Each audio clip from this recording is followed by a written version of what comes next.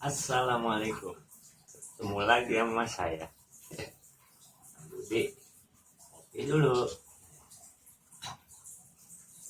Pagi-pagi emang enak banget cuaca begini, ngopi. Gurih dah pokoknya.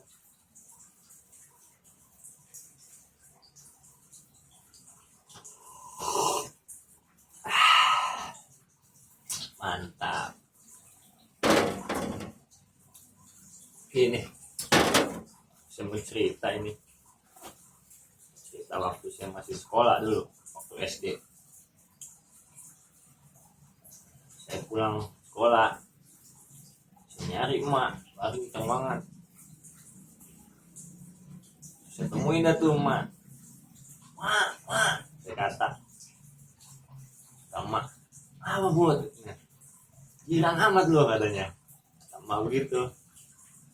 Lalu saya ngomong, mak, terus girang banget mak, katanya. Iya girang apa katanya? Iya, saya ngomong dah tuh, saya cerita sama emak.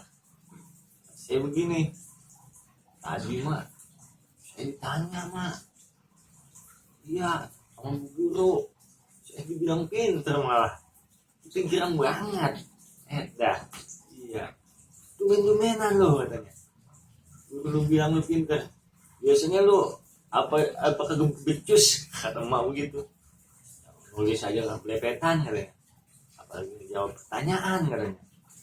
Iya, emang guru lu nanya apa? Iya, saya cerita tuh. Saya cerita begini.